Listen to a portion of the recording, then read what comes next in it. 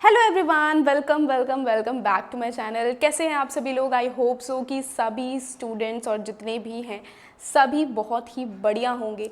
तो आज के इस वीडियो के अंदर हम डिस्कस करने वाले हैं लॉजिकल रीजनिंग को। तो मुझे पता है कि बहुत सारे ऐसे होंगे जिन्हें लॉजिकल रीजनिंग बहुत डिफ़िकल्ट लगती है और समझ में नहीं आता, सब कुछ सब ऊपर से जाता है।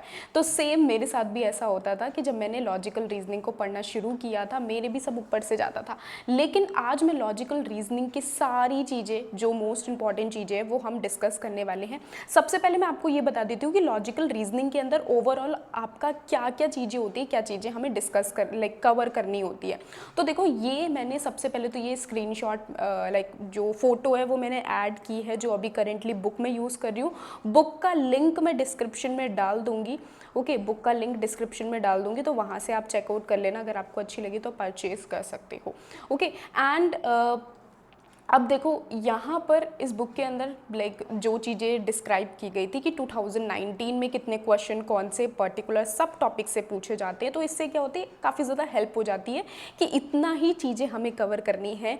एज यू गाइज नो कि हमारे पास इतना इनफ टाइम नहीं है कि सारी चीज़ें हम पढ़ लें बढ़िया से, है ना। तो जो इंपॉर्टेंट चीज़ें हैं वही हम डिस्कस करने वाले हैं। तो देखो, एक बार मैं आपको बता देती हूँ कि क्या आपका सिलेबस है लॉजिकल रीजनिंग का। तो देखो, सबसे पहले तो you have to understand the structure of argument का स्ट्रक्चर, जिसके अंदर हम बात करेंगे कि कितने टाइप्स ऑफ आर्ग्यूमेंट होते हैं, कौन कौन सी रीजनिंग, कितने टाइप्स ऑफ रीजनिंग होती है, प्लस में उनके स्ट्रक्चर के बारे में बात करेंगे, क्योंकि यहाँ से क्वेश्चंस पूछे जाते हैं। सी 2023 में 8 questions were asked from this particular topic, this particular सब टॉपिक। तो ये हमारा इंपॉर्टेंट है। नेक्स्ट देखो, नेक्स्ट ऑड वन आउट वाला जो है ये इतना इंपॉर्टेंट नहीं है। आप रिसेंट एग्जाम में यहाँ से कोई भी क्वेश्चंस नहीं पूछे जा रहे तो करने की ज़रूरत नहीं है। देन आ जाता है हमारा वेन डायग्राम। तो यहाँ ये देखो, क्वेश्चन नहीं पूछे जाते, लेकिन ये इंपॉर्टेंट इसलिए है क्योंकि क्वेश्चन अगर अलग तरीके से पूछे जाते हैं ना, तो इसका यूज़ करके हम करेक्ट आंसर तक पहुँच सकते हैं, तो इसलिए हम इसको ज़रूर पढ़ेंगे। देन अरेंजमेंट इसके रिगार्डिंग भी नहीं आता, तो ये भी हम स्किप करेंगे। सिलोइज्म इज़ इम्पॉर्टेंट, यहाँ से क्वेश्चंस पूछे जाते हैं तो हम ये चीज़ें करेंगे। एंड देन उसके बाद कुछ अदर थिंग्स हैं लॉजिक के रिगार्डिंग, हम ये सारी चीज़ें कवर करने वाले हैं। तो ये आपका ओवरऑल सिलेबस जो कि आपको लॉजिकल रीजनिंग में कवर करना होता है। अच्छा, लॉजिकल रीजनिंग एक अनदर टॉपिक है, और प्लस में याद रखिएगा कि जो एंशिएंट लॉजिकल रीजनिंग है या फिर इंडियन लॉजिकल रीजनिंग जिसे कहते हैं, वो भी एक अलग लॉजिकल रीजनिंग के अंदर ही है, लेकिन आपको इसे कवर करना होता है क्योंकि यहाँ से भी बहुत सारे क्वेश्चंस बनते हैं। उसको हम दूसरी अलग क्लास में डिस्कस करेंगे। अभी हम ये इतना जो चीज़ें मैंने आपको बताई हम इसको कवर करते हैं। तो देखो, लॉजिकल रीजनिंग की जब हम बात करते हैं तो सबसे पहला क्वेश्चन ये आना चाहिए आपके माइंड में कि व्हाट इज़ रीजनिंग, कि हम रीजनिंग के बारे में पढ़ तो रहे हैं, लेकिन एक्चुअली में रीजनिंग होती क्या है। आप लोगों ने बचपन में मैथ्स पढ़ी होगी, है ना। मैथ्स में क्वेश्चन दिए जाते थे हमेशा, मुझे तो बड़ी नफरत थी मैथ्स से। तो बचपन में मैथ्स के क्वेश्चन, बचपन में क्या, अभी क्या मैं बहुत बड़ी हो गई हूँ जैसे ऐसे बोल रही हूँ, तो आपने 10th 12th में, कुछ स्टूडेंट्स ने 12th में भी, और 9th 10th में तो सबने वो XYZ वाला फॉर्मूलेस पुट करके उन्होंने मैथ्स के क्वेश्चन सॉल्व किए होंगे। तो हमेशा उसमें क्वेश्चन क्या होता था कि अगर x की वैल्यू इतनी है तो y की वैल्यू कितनी होगी, अगर x को हम y से प्लस कर देंगे तो कितना होगा, prove that. Okay, prove it, तुम्हें प्रूव करना है। और ये वाले क्वेश्चंस भी आपने किए होंगे कि left hand side is equal to में राइट हैंड साइड, ये कैसे हुआ है, प्रूव डैट। हमेशा हमसे प्रूफ मांगा जाता है मैथ्स में कि चलो इसको तुम प्रूफ कर रहे हो। तो हम क्या करते हैं, फॉर्मूले का यूज़ करते हैं, और उस फॉर्मूले का यूज़ करके हम वो पर्टिकुलर हमारा जो भी आंसर आता है उस आंसर को हम प्रूफ कहते हैं। तो रीजनिंग का मतलब भी यही होता है। रीजनिंग मीन्स कि जो भी हमारा जो भी चीज़ें हैं, ओके, उन जो भी चीज़ें हम जिस भी कंक्लूजन पर आ रहे हैं उस कंक्लूजन को प्रूफ करना। ओके, उस कंक्लूजन को हम प्रूफ कर रहे हैं, एक रीज़न दे रहे हैं, दैट इज़ लॉजिकल रीजनिंग। ठीक है, दैट इज़ रीजनिंग। और लॉजिकल है उस रीज़न में एक लॉजिक है, एक प्रूफ है, ओके, तो दैट इज़ लॉजिकल रीजनिंग। अब जो लॉजिकल रीजनिंग है, हम कितने तरीके के प्रूफ दे सकते हैं इन्हें, इनके टाइप्स हमें पढ़ने हैं। तो देखो कितने टाइप्स होते हैं, ये बहुत ही इंपॉर्टेंट है, आपका क्वेश्चन आजकल यहाँ से ज़्यादा पूछा जा रहा है। तो हमारा सबसे पहला आ जाता है deductive reasoning, then inductive reasoning. तो चाहे आप अदर रीजनिंग्स जो हैं उनके सिर्फ और सिर्फ आपको मीनिंग समझने हैं, लेकिन ये दोनों बहुत इंपॉर्टेंट है, ओके। डिडक्टिव इंडक्टिव से क्वेश्चंस पूछे जाते हैं। Next we have analogical reasoning and abductive reasoning, ये दो अदर टाइप्स हैं। 4 टाइप्स ऑफ रीजनिंग होते हैं और ये किस तरीके की रीजनिंग होती है अभी हम इनको समझेंगे।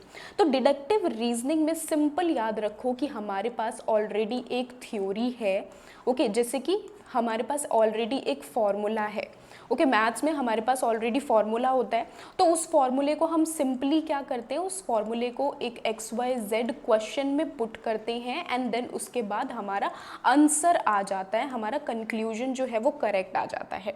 तो डिडक्टिव रीजनिंग में भी सेम होता है कि हमारे पास ऑलरेडी एक थ्योरी होती है, उस थ्योरी को पुट किया जाता है और जो प्रूफ है, लाइक हमारे पास थ्योरी है तो कहीं भी उस थ्योरी को लगा रहे हैं तो प्रूफ हो जाता है कि हम इस थ्योरी को यहाँ पर अप्लाई कर रहे हैं तो ये सही ही होगी, क्योंकि हमारे पास ऑलरेडी थ्योरी है, हमारे पास ऑलरेडी फॉर्मूला है, ओके। नाउ याद रखना डिडक्टिव में ऑलरेडी थ्योरी होती है, एक वेरीफाइड थ्योरी है, सो दैट मीन्स कि जो भी आंसर आएगा, जो भी इसका कंक्लूजन आता है, तो कंक्लूजन में क्या होता है, कंक्लूजन 100% करेक्ट होगा।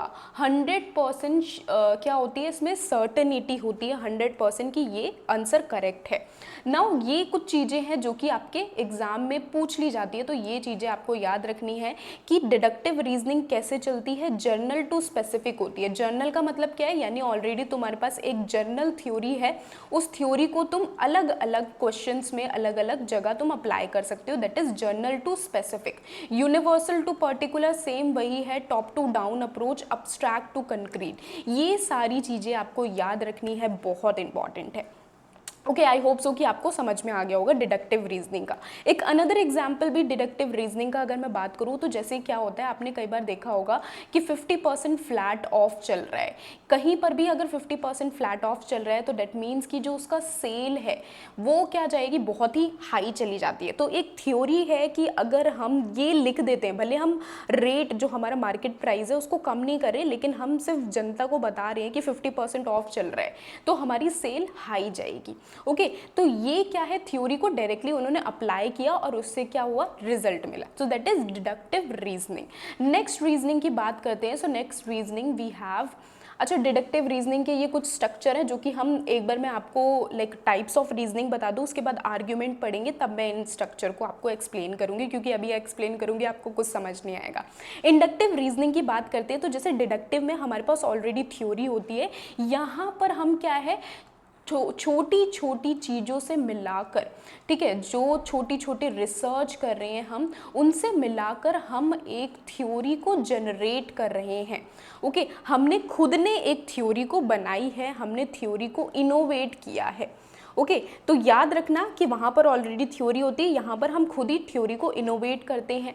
नाउ इस वजह से ये कैसी होती है, स्पेसिफिक टू जर्नल, ठीक है, एक एक लोगों से बात करके हमने उसके बाद एक थ्योरी जनरेट की है, so that is specific to general, particular to universal, bottom to top, bottom up approach, abstract to concrete to abstract, ये चीज़ें आपको याद रखनी है ना। जैसे कि कई बार क्या होता है कि हमेशा से ये बोला जाता है कि जो गर्ल्स हैं उनका फेवरेट कलर क्या है, पिंक है, ओके, और बॉयज़ का फेवरेट कलर क्या है, ब्लैक है, ओके। तो अब देखो गर्ल्स का फेवरेट कलर पिंक है, ये कैसे पता चले, ये कोई एक यूनिवर्सल थ्योरी बनाई तो गई है, लेकिन ये कैसे बनाई, जब हमने 50 गर्ल्स हैं, 50 गर्ल्स में से जो 20 गर्ल्स हैं उन्होंने बोला कि हमारा फेवरेट कलर पिंक है, पिंक है, पिंक है, ओके। तो हमने एक थ्योरी बना दी कि जो मेजॉरिटी ऑफ गर्ल्स हैं उनका फेवरेट कलर क्या होगा, पिंक होगा, यानी कि हमने एक एक स्पेसिफिक गर्ल्स से हमने बात की है, उसके बाद ये थ्योरी को बनाया गया है।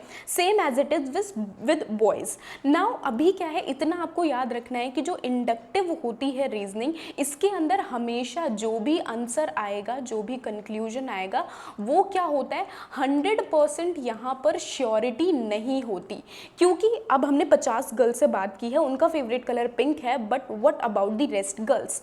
हो सकता है इनका फेवरेट कलर ब्लैक हो, ब्लू हो, कुछ भी हो सकता है। यानी कि प्रोबेबिलिटी है कि आधी गर्ल्स का फेवरेट कलर पिंक है लेकिन आधी गर्ल्स का फेवरेट कलर पिंक नहीं है। ओके, तो ये हमेशा प्रोबेबिलिटी पर ही चलता है, आपको ये चीज़ें याद रखनी है।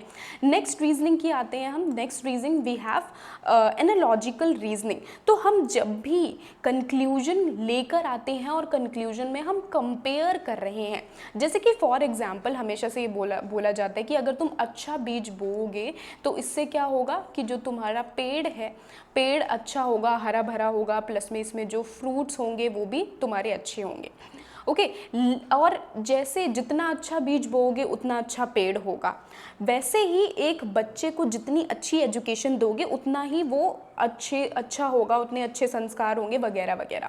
तो यानी कि यहाँ पर एक सीड को किससे कंपेयर किया जा रहा है? कंपेयर किया जा रहा है एजुकेशन से, एक चाइल्ड की एजुकेशन से कंपेयर किया जा रहा है। सो दैट मीन्स कि जब हम क्या है कंपेरिजन कर रहे हैं और कंपेरिजन करके हम कहाँ तक पहुँच रहे हैं, कंक्लूजन तक पहुँच रहे हैं, दैट इज एनालॉजिकल रीजनिंग।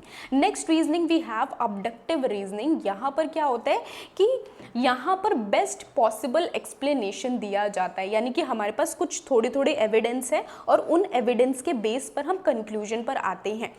क्या हुआ था कल दिल्ली में, बहुत मैं ऑफिस में थी और ऑफिस से जब मैं बाहर निकली, घर आ रही थी, तो तब मैंने देखा कि जो पूरी ज़मीन है, पेड़ हैं, हर जगह क्या है, थोड़ा थोड़ा पानी मुझे नज़र आ रहा था।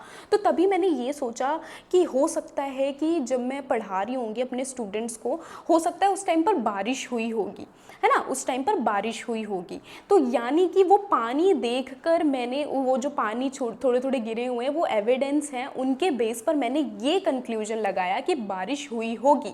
तो ये हमारा ये अबडक्टिव रीजनिंग कहलाता है। सेम यहाँ पर 100% श्योरिटी नहीं होती कि हाँ आंसर करेक्ट होगा। ज़रूरी नहीं है कि बारिश होगी, मैंने अपना आंसर दे दिया कि बारिश हुई होगी, लेकिन क्या पता कि किसी ने पानी गिराया हो, कोई होली खेल रहा हो, है ना, होली तो खैर कोई नहीं खेलेगा, क्या पता कि जो गार्डनर है वो जब पानी डाल रहा होगा पौधों में तो थोड़ा बहुत पानी गिर गया होगा, है ना। तो अबडक्टिव रीजनिंग में भी 100% श्योरिटी नहीं होती, प्रोबेबिलिटी होती है यहाँ पर। ओके, तो ये आपको आई होप सो कि क्लियर हो गया होगा, ये हमारा टाइप्स ऑफ रीजनिंग आ जाता है। नेक्स्ट आते हैं हम आर्ग्यूमेंट की बात करते हैं। रीजनिंग तो हमने समझ ली कि ये टाइप्स की, ये 4 तरीके की रीजनिंग होती है, लेकिन कंक्लूजन तक हम ऐसे पहुंचते हैं, इतने तरीके से हम पहुंच सकते हैं। लेकिन अभी हमें बात करनी है आर्ग्यूमेंट की। आर्ग्यूमेंट का मतलब क्या होता है कि कितने स्टेटमेंट हैं, ओके, कितने स्टेटमेंट हैं जिनके बेस पर, ठीक है, कितने स्टेटमेंट हैं तुम्हारे पास जिनके बेस पर हम कंक्लूजन तक पहुंच रहे हैं, दैट इज आर्ग्यूमेंट। जैसे कि मैंने आपको अभी बताया कि मेरे पास एक ही एविडेंस था कि मैंने देखा कि जो ज़मीन है वहाँ पर पानी गिरा हुआ था। अगर मैं एक और चीज़ बोल दूँ कि मैं ये बोल रही हूँ कि मैंने देखा कि जो ज़मीन है वहाँ पर साथ के साथ जो रोड है वहाँ पर भी पानी गिरा हुआ था, प्लस में मैंने ये बोल दिया कि जो पेड़ हैं, पेड़ भी पूरे पूरे गीले हो रखे थे, तो हमारे पास जितने ज़्यादा स्टेटमेंट होगी उतना ज़्यादा हमारा बेटर क्या बन पाएगा, कंक्लूजन बन पाएगा, उतने ज़्यादा चांसेस रहते हैं कि हमारा कंक्लूजन, जो हमारा आंसर आएगा वो हमारा करेक्ट होगा। तो इसीलिए स्टेटमेंट बहुत मैटर करता है कि स्टेटमेंट करेक्ट होनी चाहिए ताकि हमारा कंक्लूजन करेक्ट आए। स्टेटमेंट, आई होप सो कि आर्ग्यूमेंट को ही क्या बोला जाता है, a group of statement is known as argument. अब स्टेटमेंट यहाँ पर क्या होती है, आर्ग्यूमेंट को स्टेटमेंट नहीं मेंशन किया जाता, आर्ग्यूमेंट को यहाँ पर प्रीमाइसेस की तरह मेंशन किया जाता है। प्रीमाइसेस समझ लो कि वो स्टेटमेंट है, ओके। तो यहाँ पर आर्ग्यूमेंट का स्ट्रक्चर आपको याद रखना है कि प्रीमाइसेस 1 प्लस में प्रीमाइसेस 2 इज इक्वल टू में कंक्लूजन, ये आर्ग्यूमेंट का एक स्ट्रक्चर होता है। ये स्ट्रक्चर बहुत इंपॉर्टेंट है, ओके। प्रीमाइसेस दैट मीन्स कि स्टेटमेंट 1, स्टेटमेंट 2 और देन उसके बाद कंक्लूजन। नाउ अभी मैंने आपको ऑलरेडी बता दिया कि ये क्या होता है, हमारा स्ट्रक्चर होता है। जो प्रीमाइसेस होता है वो हमारा एविडेंस को शो करता है, कंक्लूजन उन एविडेंस के बेस पर हम जिस कंक्लूजन पर आए हैं वो शो करता है। अभी जैसे कि कुछ एग्जाम्पल्स मैं आपको बता देती हूँ कि किस तरीके से आपके क्वेश्चन क्वेश्चन जो है वो पूछे जाते हैं। ओके, जैसे कि ये हमारा क्या है, हमारा आर्ग्यूमेंट का पूरा स्ट्रक्चर आपको, वेल डिफाइंड स्ट्रक्चर आपको नजर आ रहा है। प्रेमाइसिस 1 है, 2 है, देन उसके बाद कंक्लूजन है। ऑल पोएट्स आर इमेजिनेटिव, यानी कि सारे पोएट्स क्या हैं, एक इमेजिनेटिव हैं। सारे पोएट्स इमेजिनेटिव है और जॉन एक पोएट है, देयरफॉर जॉन इज इमेजिनेटिव। बिल्कुल बिल्कुल करेक्ट हो जाएगा, क्योंकि ये सबसे पहले तो ये हमारा स्ट्रक्चर को फॉलो कर रहा है। स्ट्रक्चर यहाँ पर परफेक्ट है, प्लस में जितने भी हमारे प्रेमाइसेस हैं, प्रेमाइसेस कंक्लूजन को फॉलो कर रहे हैं, यानी कि स्टेटमेंट करेक्ट है तो हमारा कंक्लूजन भी करेक्ट होगा। तो ये एक परफेक्ट आर्ग्यूमेंट का एग्जाम्पल है, इस तरीके का आर्ग्यूमेंट होता है, ये स्ट्रक्चर होता है। नेक्स्ट पर आते हैं हम। अब आर्ग्यूमेंट में भी हमें कैसे पता चलेगा कि वो एक गुड आर्ग्यूमेंट है या फिर वो बैड आर्ग्यूमेंट है। इसके लिए सबसे पहले हम गुड आर्ग्यूमेंट की बात करते हैं। गुड आर्ग्यूमेंट जो कि हमेशा वैलिड होगा और साउंड होगा। नाउ वैलिड का मतलब क्या है? वैलिड दैट मीन्स कि जैसे मैंने आपको बताया कि यहाँ पर प्रेमाइसिस करेक्ट है। प्रेमाइसिस करेक्ट है कि सारे पोएट्स जो हैं, प्रेमाइसिस में क्या कह रहे हैं कि सारे पोएट्स इमेजिनेटिव होते हैं और जॉन एक पोएट है। और अगर जॉन एक पोएट है तो देयरफॉर जॉन इमेजिनेटिव पर्सन है। ओके, तो यानी कि ये जो स्टेटमेंट हमारा जो कंक्लूजन आ रहा है वो प्रेमाइसिस को फॉलो कर रहा है, तो क्या हो जाएगा, ये एक वैलिड आर्ग्यूमेंट कहलाएगा। ओके, नेक्स्ट साउंड का मतलब क्या है कि जो हमारा जो स्टेटमेंट है, स्टेटमेंट साउंड यानी स्टेटमेंट वैलिड होना चाहिए, यानी कि स्टेटमेंट ही इनकरेक्ट है, स्टेटमेंट ही अनवैलिड है, तो कंक्लूजन तो ऑब्वियसली हमारा गलत आएगा ही आएगा। ओके, स्टेटमेंट वैलिड होना चाहिए और जब वैलिड स्टेटमेंट होगा तभी वो क्या कहलाएगा, साउंड कहलाएगा। ओके, तो ये हमारे गुड आर्ग्यूमेंट इस तरीके के होते हैं। नाउ बैड आर्ग्यूमेंट की बात करते हैं हम। बैड आर्ग्यूमेंट या फिर वीक आर्ग्यूमेंट किसे कहते हैं? जिनके अंदर लॉजिकल फैलेसीज होती है, that is bad argument. Now logical फैलेसीज आपको कैसे पता चलेगा? लॉजिकल फैलेसीज हमारा एक अलग से टॉपिक है फैलेसीज का, तो उसको we will discuss in our next video. Next class में हम उसको डिस्कस करेंगे, बहुत ही इंपॉर्टेंट है, यहाँ से बहुत सारे क्वेश्चंस पूछे जाते हैं। तो लॉजिकल फैलेसीज होगी, यानी कि हमें लग तो रहा है कि आर्ग्यूमेंट, हमारे जो स्टेटमेंट है, प्रेमाइसिस करेक्ट है, लेकिन वो करेक्ट होते नहीं हैं, तो लॉजिकल फैलेसीज वहाँ पर प्रेजेंट होती हैं। मिसिंग प्रेमाइसिस, कई बार क्या होता है, जो प्रेमाइसिस हैं वो वहाँ पर मिसिंग होते हैं, कुछ चीज़ें वहाँ पर मिसिंग होती हैं, तो जिसकी वजह से जो आर्ग्यूमेंट है वो क्या कहलाएगा, वीक कहलाएगा।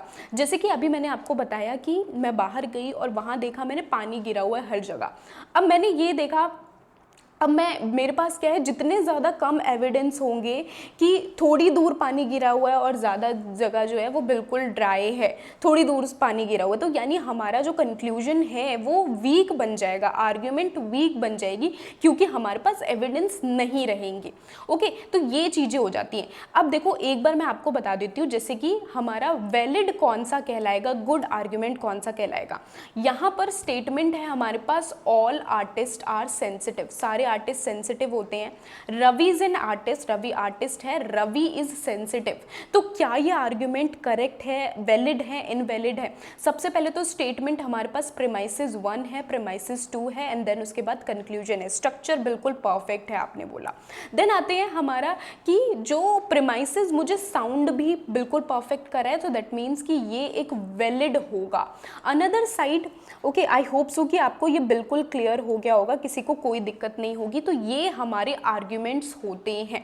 नाउ जैसे कि अभी मैंने आपको बोला था कि इंडक्टिव और डिडक्टिव आर्ग्यूमेंट्स में मैं आपको बाद में बताऊंगी। तो डिडक्टिव आर्ग्यूमेंट की अगर हम बात करें, अच्छा यहीं पर ही देख लेते हैं हम।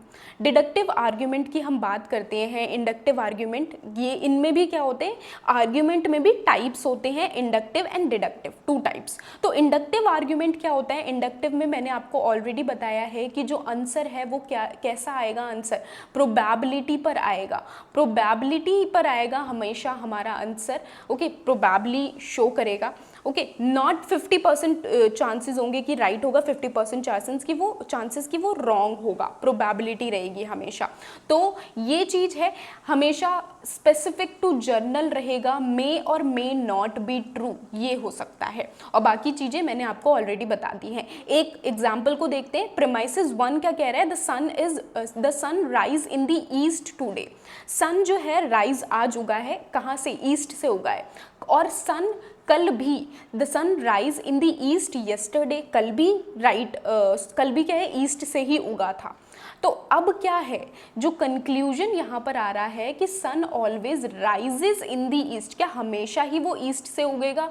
तो हमारे पास कोई श्योरिटी नहीं है, 100% हम यहाँ पर श्योरिटी नहीं दे सकते कि हाँ वो डेली ही ईस्ट से उगेगा। अच्छा, यहाँ पर कई बार क्या है, ऐसा क्वेश्चन पुट कर दिया जाता है और आपसे पूछा जाता है कि क्या ये इंडक्टिव रीजनिंग है या फिर डिडक्टिव आर्ग्यूमेंट है।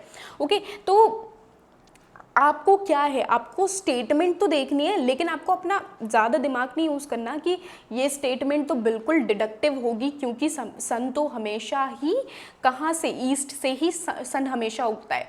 नो, हमारे पास जितने एविडेंस हैं, जितना प्रूफ है, उसके बेस पर ही हमारा कंक्लूजन आना चाहिए। आपको जो भी पता है भूल जाओ। अगर स्टेटमेंट में कह रहा है कि डॉग कैट है, तो आपको यही मानना है कि डॉग कैट है, डॉग कैट है, कैट डॉग है, जो स्टेटमेंट में लिखा हुआ है वही आपको मानना है।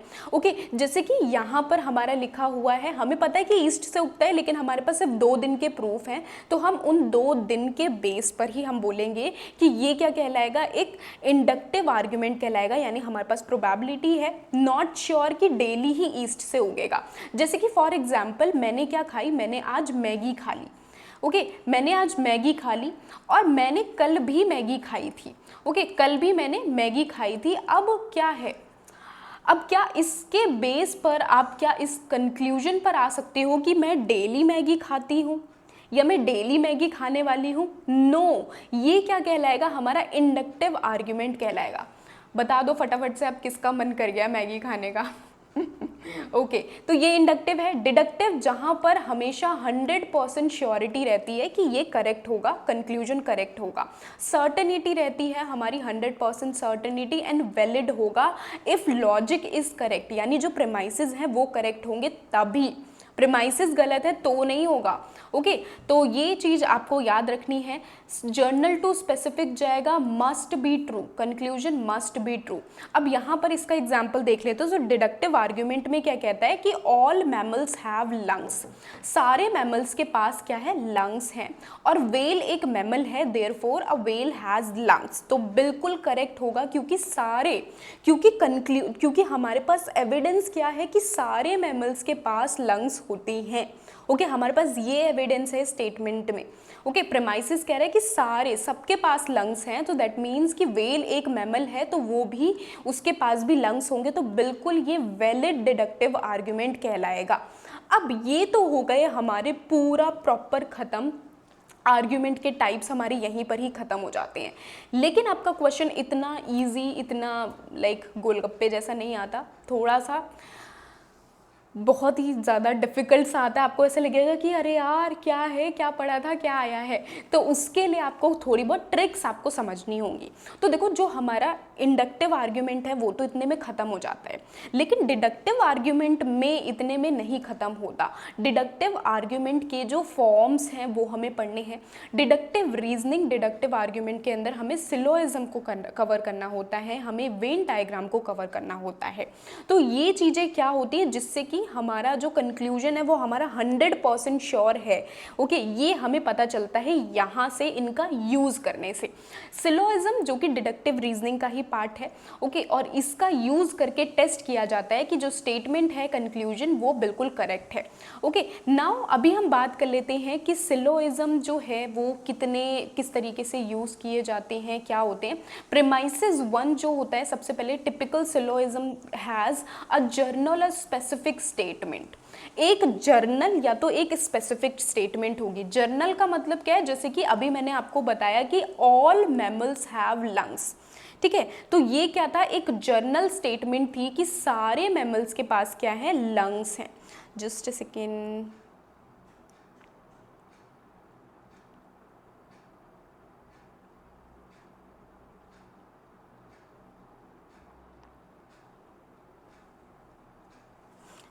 तो हमारी क्या स्टेटमेंट आई थी, अ जर्नल स्टेटमेंट ये थी कि सबके पास लंग्स है।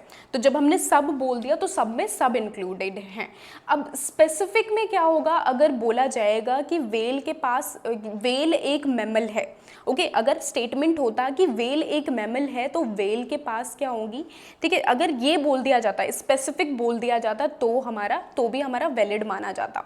और अनदर स्टेटमेंट क्या होगी, अनदर स्टेटमेंट भी या तो वो जर्नल होगी या तो वो स्पेसिफिक स्टेटमेंट होगी, और इनके बेस पर जो कंक्लूजन है वो आएगा। नेक्स्ट अभी हम बात कर लेते हैं, जब हम सिलोइज्म की बात करते हैं तो आपको ये स्टेटमेंट्स याद रखने हैं, AEIO, AEIO, आपको ये सारी चीज़ें आपको याद रखनी है, बहुत इंपॉर्टेंट है। जो ए होता है, ए किससे कनेक्टेड होता है, ए कनेक्टेड होता है ऑल से, okay, A is connected with all. E का मतलब क्या होता है, नो, नो मीन्स नो, ठीक है, नो मीन्स नो। आई का मतलब क्या होता है, some, and O means some not, okay, O means some not, ये आपको याद रखना है, O means some not, okay. O means some not, तो ये आपको सबसे पहले तो याद रखना है। जब भी स्टेटमेंट में क्या मेंशन होगा, ऑल मैमल्स, ठीक है, सारे मैमल्स क्या हैं, ऑल मैमल्स हैव लंग्स, तो वो क्या कहलाएगा, वो यूनिवर्सल अफर्मेटिव कहलाएगा, कि यूनिवर्सल स्टेटमेंट है, उस ऑल के अंदर सब कोई इंक्लूडेड है। अगर हमारा स्टेटमेंट में होता कि नो मैमल्स हैव लंग्स, तब क्या कहलाता, वो यूनिवर्सल नेगेटिव, कि किसी के पास भी नहीं है, अब चाहे वो वेल है, कोई भी है, नहीं है तो नहीं है। पर्टिकुलर अफर्मेटिव क्या कहता है, सम मैमल्स हैव लंग्स, तो डेट मीन्स कि सम, कुछ के पास है, but we are not 100% sure कि जो थोड़े हैं इनमें कौन है, ठीक है, थोड़े के पास है और जो थोड़े हैं, सम के पास नहीं भी हो सकते, हो भी सकते हैं, लेकिन हमारे पास सिर्फ और सिर्फ उस सम थोड़े का ही एविडेंस है हमारे पास, तो वो पर्टिकुलर अफर्मेटिव कहलाता है। पर्टिकुलर नेगेटिव क्या कहलाता है, सम नॉट, कुछ के पास नहीं है, सम नॉट कहलाता है। तो ये हमारे कैटेगोरिकल स्टेटमेंट्स होते हैं, बहुत इंपॉर्टेंट है, आपका डायरेक्ट क्वेश्चन यहाँ से पूछा जाता है, ओके। नाउ अभी मैं आपको कुछ एग्जाम्पल्स बताती हूँ जिससे कि आपको बिल्कुल क्लियर हो जाएगा। तो देखो, अब अगर यहाँ पर प्रेमाइसिस पूछा गया है ऑल, तो ऑल यानी कि यहाँ पर किसका यूज किया गया है, ए, यूनिवर्सल स्टेटमेंट का यूज किया गया है, कि सारे पोएट्स इमेजिनेटिव होते हैं, और जॉन एक पोएट है तो वो इमेजिनेटिव होगा, बिल्कुल करेक्ट है। लेकिन यहाँ पर नेक्स्ट स्टेटमेंट में हमारा क्या है, ऑल कैट्स आर एनिमल। अब इन्होंने अगर पहले ही हमें बोल दिया कि ऑल कैट्स आर एनिमल, जो जितने भी कैट्स होते हैं, जितनी भी कैट्स होती हैं वो एनिमल होती हैं, ओके। और देन उसके बाद नेक्स्ट स्टेटमेंट में क्या बोल रहे हैं कि ऑल डॉग्स आर एनिमल, सारे डॉग्स एनिमल होते हैं। तो अब एक बात बताओ कि अगर सारी कैट्स एनिमल हैं, सारे डॉग्स एनिमल हैं, ये क्या है, ठीक है, प्रेमाइसिस में ही आपको थोड़ा सा ये लग रहा है, और कंक्लूजन पर क्या आ रहे हैं कि ऑल कैट्स आर डॉग, तो क्या सारी कैट्स डॉग होंगी, नो। हमारा सबसे पहले तो प्रेमाइसिस तो चलो मान लो कि हमारे पास इतना एविडेंस है, वो हमारा ट्रू है, लेकिन जो हमारा कंक्लूजन है वो फॉलो नहीं कर रहा है इस प्रेमाइसिस को, तो ये क्या कहलाएगा, इनवैलिड कहलाएगा। अब क्योंकि आपको यहाँ पर बहुत आपका दिमाग घूम रहा होगा कि अरे यार क्यों नहीं कहलाएगा, कैसे नहीं खिलाएगा, कहला तो सकता है, वगैरह वगैरह, इसके लिए आपको बहुत ही आसान सा फॉर्मूला समझना है, और उसको समझ के आपका बिल्कुल सारी चीज़ें आराम से हो जाएंगी, ओके। तो वो फॉर्मूला क्या है वो मैं आपको बता देती हूँ, सिलोइज्म का फॉर्मूला क्या है वो मैं आपको बता देती हूँ। तो देखो यहाँ पर आपको कुछ चीज़ें याद रखनी है कि कौन सा क्या क्या कहलाएगा, क्या क्या होता है, ओके। तो देखो सिलोइज्म में क्या होते हैं, 4 टाइप्स होते हैं, उन 4 टाइप्स को आपको याद रखना है। जैसे मैंने आपको बोला यूनिवर्सल अफर्मेटिव यानी कि ऑल यूनिवर्सल है, पर्टिकुलर नेगेटिव, ठीक है। सबसे पहले यहाँ पर क्या है, कुछ चीज़ें जो कि डायरेक्ट क्वेश्चन पूछी जाती हैं, कॉन्ट्राडिक्टरी पेयर्स, कॉन्ट्री पेयर्स, ठीक है, अफर्मेटिव पेयर्स, ये कौन से होते हैं, क्या क्या हैं, ये चीज़ें अगर आपने समझ ली तो आपका जो क्वेश्चन पूछा गया है एग्जाम में करेक्ट है या नहीं करेक्ट, ये आपको बिल्कुल आसानी से समझ में आ जाएगा, ओके। तो देखो सबसे पहले मैं आपको बता देती हूँ सिलोइज्म, आपको बता दिया मैंने सिलोइज्म, लेकिन जो सिलोइज्म है इसके बहुत सारे टाइप्स हैं, बहुत सारे नहीं, सिर्फ 4 टाइप्स हैं जो कि आपको कवर करने हैं। तो 4 टाइप्स कौन से हैं उसको हम डिस्कस कर लेते हैं। सबसे पहला टाइप आ जाता है हमारा सबसे पहला टाइप आ जाता है हमारा कॉन्ट्राडिक्टरी पेयर। कॉन्ट्राडिक्टरी पेयर आ जाता है। नाउ कॉन्ट्राडिक्टरी पेयर क्या होता है इसकी बात कर लेते हैं हम। कॉन्ट्राडिक्टरी पेयर जो कि काफ़ी ज़्यादा इंपॉर्टेंट है, आपका एग्जाम में क्वेश्चन पूछा जाता है। कॉन्ट्राडिक्टरी पेयर जब सबसे पहले तो यहाँ पर मैंने आपको जैसे बताया था AEIO मैंने आपको ये एक स्ट्रक्चर बताया था। कॉन्ट्राडिक्टरी का मतलब क्या होता है कि two proposition are said to be contradictory if one must be true and other must be false. Contradictory क्या कहता है, ये कहता है हम हमेशा हमारा कि अगर एक यूनिवर्सल है, ठीक है, एक यूनिवर्सल अगर ट्रू है तो जो हमारी पर्टिकुलर नेगेटिव रहेगी, ओके, यानी कि ओ सम नॉट अगर हमारा रहेगा और साथ में ऑल रहेगा तो ये क्या कहलाएगा, ये हमारा एक कॉन्ट्राडिक्टरी पेयर कहलाएगा। तो मैं आपको बता देती हूँ कि ये दोनों कॉन्ट्राडिक्टरी पेयर होते हैं एंड प्लस में ये दोनों कॉन्ट्राडिक्टरी पेयर होते हैं। ये आपस में सारे के सारे कॉन्ट्राडिक्टरी पेयर होते हैं। ओके, अनदर साइड, हाँ, अब यहाँ पर आपको क्या याद रखना है कि एक फॉल्स, अब ये करेक्ट क्या होगा अगर एक ट्रू है, सपोज यूनिवर्सल ट्रू है, यूनिवर्सल वाला यूनिवर्सल ट्रू है तो हमारा जो ओ रहेगा सम नॉट, ये हमेशा क्या रहेगा, ये फॉल्स रहेगा, तभी हमारा कंक्लूजन ट्रू माना जाएगा, करेक्ट माना जाएगा। Same as it is with this कि अगर हमारा नो यूनिवर्सल नेगेटिव हमारा अगर ट्रू है, यूनिवर्सल नेगेटिव ट्रू है और कंक्लूजन जो हमारा सम है, नॉट सम वाला हमारा हमेशा क्या रहना चाहिए, फॉल्स रहना चाहिए। ओके, तो कॉन्ट्राडिक्टरी आपको ऐसे याद रखना है, कॉन्ट्राडिक्टरी का मतलब ही यही है, सिंपल मतलब आपको याद रखना है कि जो अपोजिट वाले हैं, ओके, अपोजिट वाले हमेशा ट्रू होने चाहिए, एक ट्रू रहेगा एक फॉल्स रहेगा, आपको इतना याद रखना है। अपोजिट में हमेशा एक ट्रू रहना चाहिए एक फॉल्स रहना चाहिए, तभी हमारा जो कंक्लूजन है वो ट्रू कहलाएगा। ओके, तभी कंक्लूजन ट्रू कहलाएगा। जैसे कि यहाँ पर हमारा जो स्टेटमेंट दे रखा है, all cats are friendly. Okay, statement में क्या बोला है, स्टेटमेंट में दे रखा है ऑल कैट्स आर फ्रेंडली, जहां पर किसका यूज किया गया है, यूनिवर्सल अफर्मेटिव का यूज किया है। Some cats are not, some not का यूज किया गया है। ओके, तो दोनों ही यहाँ पर क्या है, यहाँ पर क्या है, both can not be true और false at the same time. दोनों एक साथ क्या नहीं हो सकते, ना तो दोनों एक साथ ट्रू हो सकते हैं, ना तो दोनों एक साथ फॉल्स हो सकते हैं। इतना आपको याद रखना है, बहुत इंपॉर्टेंट है। Same as it is with E and I, अगर no birds can swing, some birds can swing, अगर तुम पहले ही कह रहे हो कि सारी बर्ड्स, कोई भी बर्ड जो है वो स्विंग नहीं कर सकती, और फिर उसके बाद कह रहे हो कि थोड़ी बहुत बर्ड्स जो हैं वो स्विंग कर सकते हैं, तो यहाँ पर भी क्या होता है, दोनों ना तो एक साथ ट्रू हो सकते हैं और ना ही एक साथ फॉल्स हो सकते हैं। सो दैट इज कॉन्ट्राडिक्टरी। बहुत इंपॉर्टेंट है, एक और बार मैं आपको बिल्कुल क्लियर कर दे रही हूँ, आई होप सो, वैसे तो क्लियर हो गया होगा, एक और बार मैं आपको सिंपल बता देती हूँ। तो देखो आपको कैसे याद रखना है, एग्जाम में मैंने तो क्या किया था, डायरेक्ट ऐसा diagram banana, AEIO, A all, E no, I some and O some not। ये दोनों आपस में क्या नहीं हो सकते, ये दोनों आपस में ना तो ट्रू हो सकते हैं एक साथ, ना तो एक साथ फॉल्स हो सकते हैं। Same as it is with E and I, ना तो ट्रू होंगे एक साथ, ना तो फॉल्स होंगे एक साथ, इतना हमें याद रखना है, कॉन्ट्राडिक्टरी कहलाता है। नेक्स्ट की बात करते हैं हम, नेक्स्ट आ जाता है सब कॉन्ट्राडिक्टरी प्रपोजिशन। सब कॉन्ट्राडिक्टरी क्या कहता है, सब कॉन्ट्राडिक्टरी कौन होते हैं, तो ये वाला हमारा क्या कहलाता है, सब कॉन्ट्राडिक्टरी कहलाता है।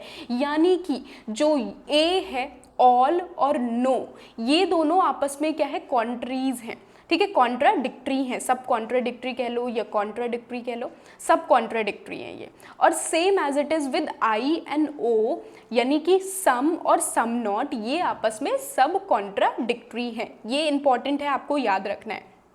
अब यहाँ पर क्या है, ये भी क्या होगा, can not both be false but both can be true. दोनों एक साथ क्या नहीं हो सकते, दोनों एक साथ फॉल्स नहीं हो सकते, गलत नहीं हो सकते, लेकिन दोनों एक साथ ट्रू जरूर हो सकते हैं। ओके, ट्रू ज़रूर हो सकते हैं लेकिन फॉल्स नहीं हो सकते, ये आपको याद रखना है, बहुत बहुत बहुत इंपॉर्टेंट है। This can both be false, ठीक है, दोनों एक साथ, both be true but both can not be false. Okay, very important, direct question आपका पूछा जाता है कि कौन सा यूनिवर्सल अफर्मेटिव है। ओके, ये डायरेक्ट क्वेश्चन यहाँ से पूछा जाता है, अभी आजकल तो डायरेक्ट ही पूछा जा रहा है, तो बहुत इंपॉर्टेंट है। तो ये दो टाइप्स के हो गए। नेक्स्ट, अभी एक एग्जाम्पल यहाँ पर मैंने पुट किया है, जैसे कि some dogs are friendly, some dogs are friendly, ये क्या है, सम यानी कि आई है। Some dogs are not friendly, किसका यूज किया गया है यहाँ पर, ओ का यूज किया गया है। तो ये दोनों एक साथ क्या हो सकते हैं, दोनों एक साथ ट्रू तो हो सकते हैं लेकिन दोनों एक साथ फॉल्स नहीं हो सकते। ओके, गलत नहीं हो सकते एक साथ, लेकिन ट्रू जरूर हो सकते हैं। कि कुछ डॉग्स फ्रेंडली हैं, जब हमने बोला कि जो थोड़े से डॉग्स हैं, समझ लो कि इतने डॉग्स हैं हमारे पास, इसमें से जो कुछ डॉग्स हैं, ठीक है, कुछ ही बोला है क्योंकि कुछ डॉग्स फ्रेंडली हैं और जो कुछ डॉग्स हैं वो फ्रेंडली नहीं हैं।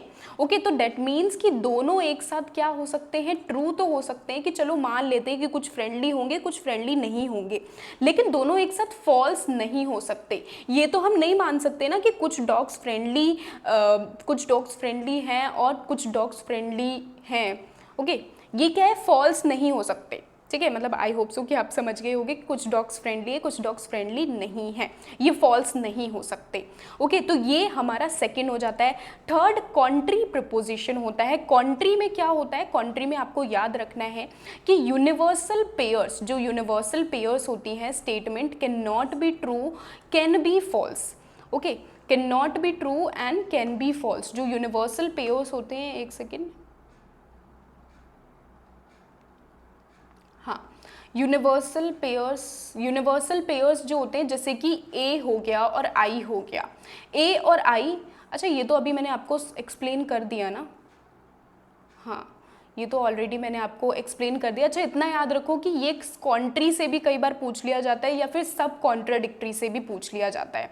ओके, तो ये इंपॉर्टेंट है, आपको याद रखना है। नेक्स्ट क्या है, हाँ, ये जो डायग्राम है, इस डायग्राम के जरिए आप याद रखो कि कॉन्ट्राडिक्टरी कौन से होते हैं, जिसे सब कॉन्ट्री भी कहते हैं, और कॉन्ट्री कौन से होते हैं, जो यूनिवर्सल पेयर्स होते हैं वो क्या कहेंगे, हमारे कॉन्ट्री कहलाते हैं। ओके, यूनिवर्सल पेयर्स कॉन्ट्री कहलाते हैं। अच्छा, एक सेकेंड, यहाँ पर मैं थोड़ा सा आपको ना कन्फ्यूजन हो रही होगी, तो मैं आपको एक बार और एक्सप्लेन कर देती हूँ। ओके, तो जो हमने जो सब कॉन्ट्री, आई थिंक यहाँ पर जो डायग्राम है, डायग्राम में गलत मेंशन है, या थोड़ा सा मेरे दिमाग से भी उड़ गया, सॉरी, एक और बार मैं आपको एक्सप्लेन कर देती हूँ कि जो यूनिवर्सल पेयर्स हैं वो आपस में क्या कहलाते हैं, यूनिवर्सल पेयर्स कॉन्ट्री कहलाते हैं, बट जो नॉन यूनिवर्सल पेयर्स हैं वो सब कॉन्ट्री कहलाते हैं।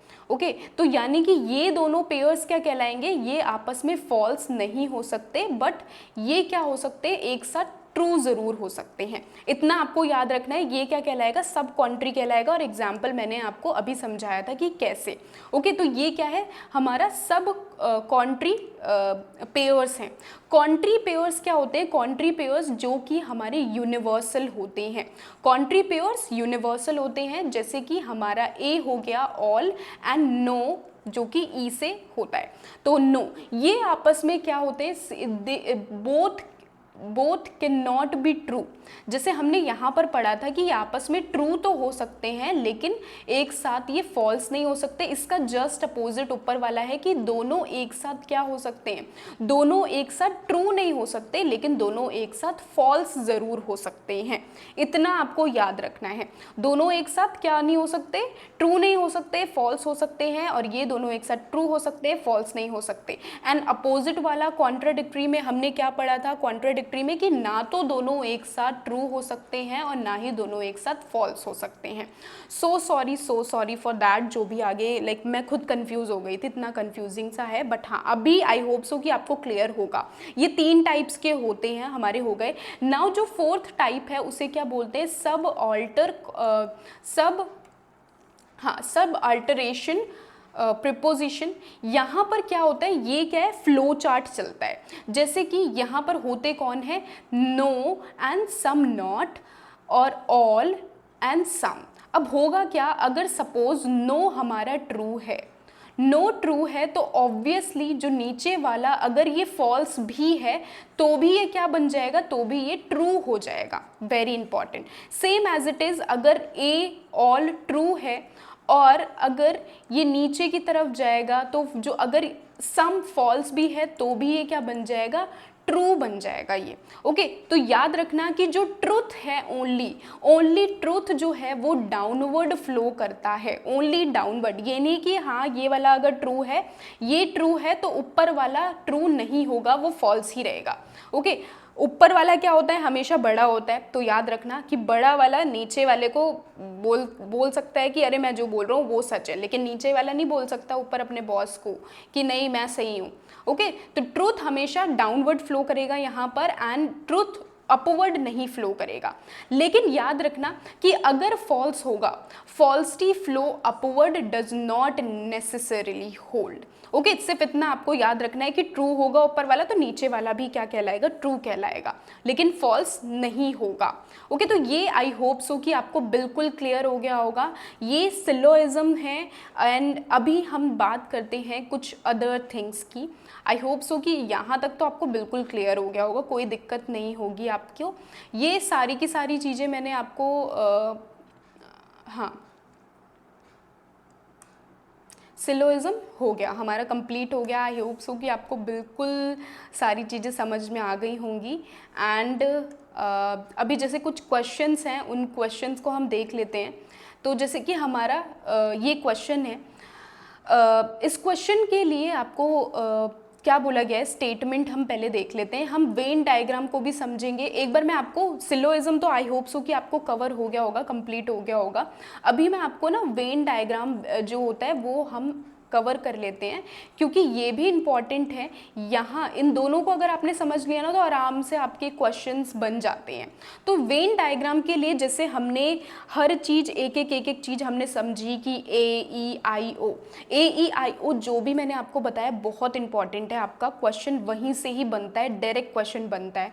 ओके, तो देखो वेन डायग्राम की अगर मैं बात करूँ, आपको यहाँ पर याद रखना है, आपको स्ट्रक्चर बनाने होते हैं, ए ई आई और ओ के, इनके आपको स्ट्रक्चर बनाने होते हैं। सो व्हाट हैपन, जैसे कि ए की अगर मैं बात करूं तो ए का मतलब क्या है, यूनिवर्सल है। तो जैसे ए का जो स्ट्रक्चर है वो कैसे बनता है, सबसे पहले जो भी चीज़ें बोली गई हैं आपसे, सपोज कि ऑल मैमल्स, ठीक है, हैव लंग्स, ये हमसे बोला गया था। तो सबसे पहले एक सर्कल बनाना है, उस सर्कल में क्या लिखना है, ऑल मैमल्स, मैमल्स बोले ना तो मैमल्स को लिखोगे, हैव लंग्स। देन उसके बाद नीचे स्टेटमेंट क्या होती है, नीचे स्टेटमेंट होती है कि वेल इज अ मैमल।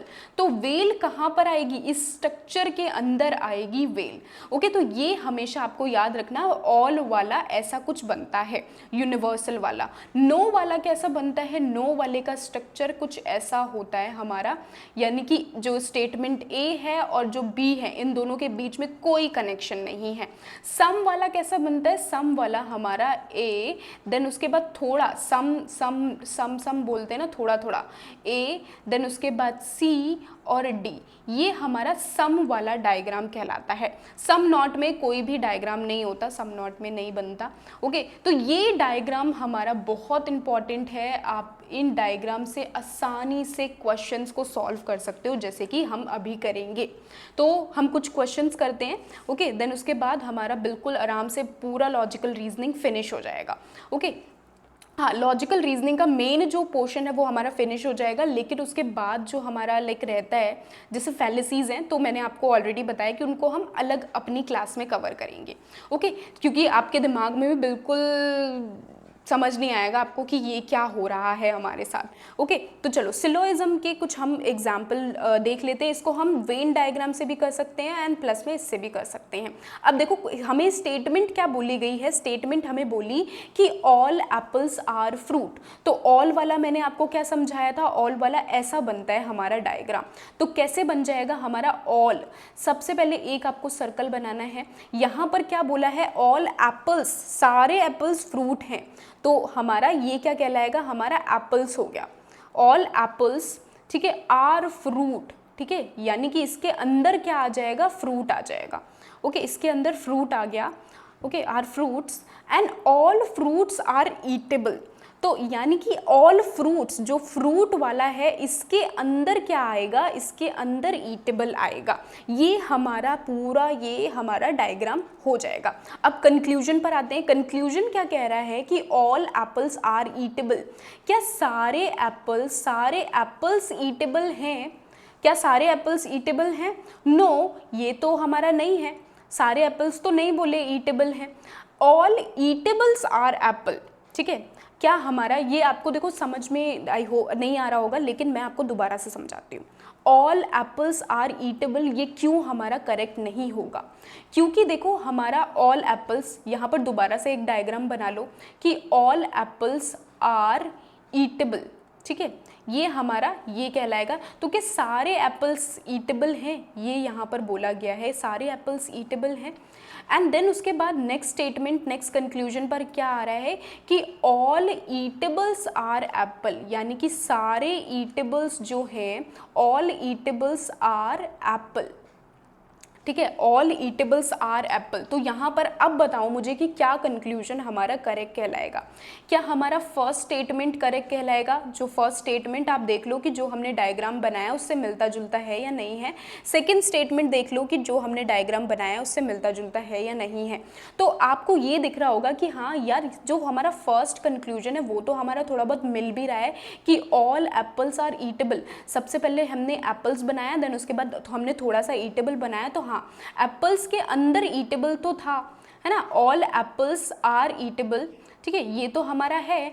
लेकिन हमारा ऑल ईटेबल्स आर एप्पल, ये तो हमारा नहीं है।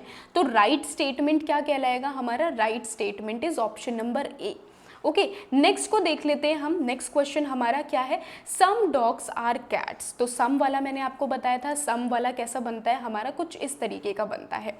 तो यहाँ पर देखो कि सम डॉग्स, थोड़े से डॉग्स जो हैं वो क्या है? Some dogs are cats and all cats are animals, ठीक है। यानी कि हमारा इसी के अंदर क्या आ जाएगा, जो हमारा ऑल कैट्स है, ठीक है, हमें यानी कि कैट थोड़ा सा और बड़ा बनाना होगा। ऑल कैट्स आर एनिमल, ठीक है, ऑल कैट्स आर एनिमल, ये हमारा पूरा स्ट्रक्चर कहलाएगा। अब कंक्लूजन पर आते हैं। Some animals are dog, some animals are dog, तो इसको हम बना लेते हैं। सम एनिमल्स आर डॉग, क्या ये हमारा है? थोड़े से एनिमल, थोड़े से क्या, सम एनिमल्स आर डॉग, क्या हमारा ये मैच कर रहा है? हल्का सा भी मैच कर रहा है? नो। अगर ये कहते कि, अच्छा यहाँ पर ध्यान लगाना पड़ेगा आपको कि जो थोड़े से, थोड़ा सा, सम डॉग्स, जो थोड़े से डॉग्स हैं वो क्या है? वो कैट है। थोड़े से डॉग्स कैट हैं, और जब सारी सारी की सारी कैट क्या है? एनिमल है। ओके, सारी कैट्स क्या है? एनिमल है। यहाँ पर मैं लिख देती हूँ कि थोड़े से डॉग, ठीक है, थोड़े से डॉग कैट हैं, और ऑल कैट, सारी की सारी कैट एनिमल हैं। ओके, तो हमारा कंक्लूजन क्या करेक्ट होगा, फर्स्ट या नहीं होगा? सेकंड कंक्लूजन क्या कह रहा है? सम एनिमल्स आर डॉग्स, ठीक है।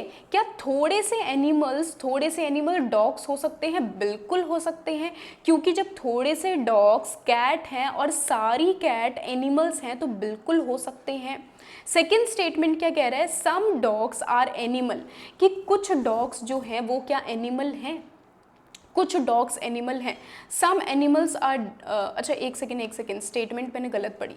सम एनिमल्स आर डॉग्स, क्या थोड़े से एनिमल्स डॉग हो सकते हैं? नो, थोड़े से एनिमल डॉग नहीं हो सकते, लेकिन सम डॉग्स आर एनिमल, ये हो सकता है हमारा, है ना, क्योंकि एनिमल और डॉग इनमें तो कोई कनेक्शन नहीं है ना, इनमें कोई कनेक्शन नहीं है। इन्होंने ये बोला है कि जो थोड़े से डॉग हैं वो कैट हैं, और जो सारी कैट हैं वो एनिमल है।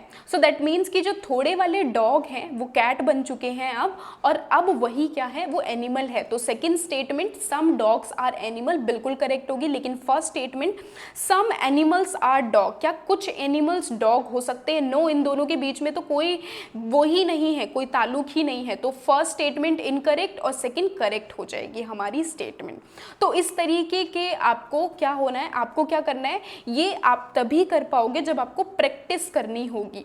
ओके, जितना ज़्यादा आप प्रैक्टिस करोगे उतना ज़्यादा आपके लिए बढ़िया रहेगा। तो जैसे कि यहाँ पर स्टेटमेंट है हमारी, एक और देख लेते हैं हम क्वेश्चन। स्टेटमेंट क्या कह रहा है कि सम पेंसिल्स, ठीक है, सम पेन्स आर पेंसिल, कुछ पेन जो है वो क्या है, पेंसिल्स हैं। ऑल पेंसिल्स आर इरेजर, यानी कि हमें थोड़ा सा बड़ा बनाना है। ऑल पेंसिल्स, सारी पेंसिल्स क्या हैं, इरेजर हैं। अब कंक्लूजन पर आते हैं, सम पेन्स आर इरेजर, क्या थोड़े से पेन वो क्या हो सकते हैं, ये पेन्स हैं, याद रखना ये पेन्स हैं एंड ये पेंसिल है।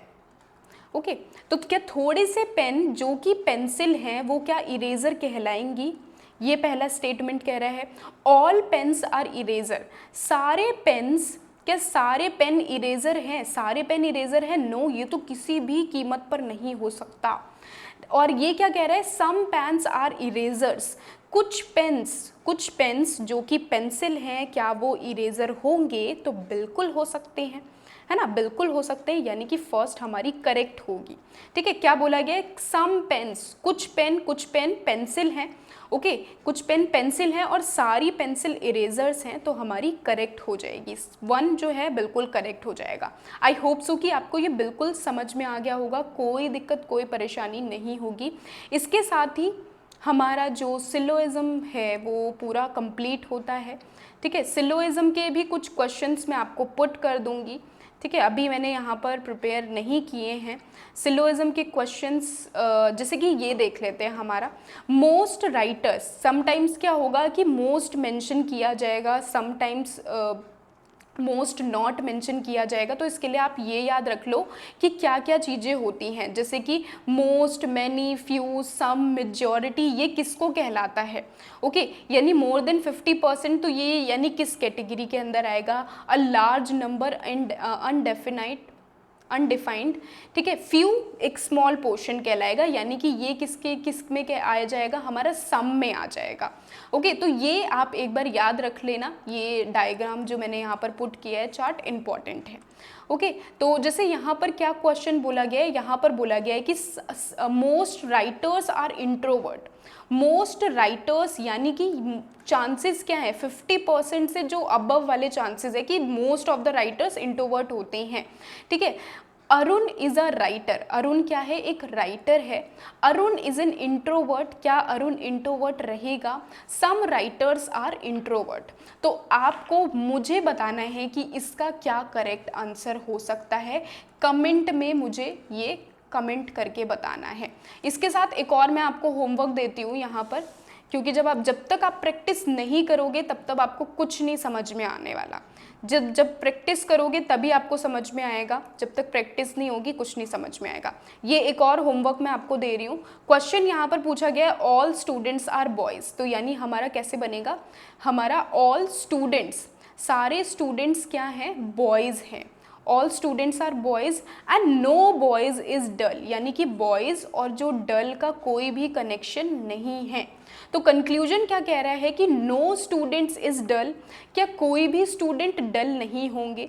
ठीक है, नो स्टूडेंट इज़ डल, क्योंकि देखो इतना याद रखो कि सारे स्टूडेंट्स जो हैं वो बॉयज़ हैं और बॉयज़ डल नहीं हैं, ये कनेक्शन है आपस में।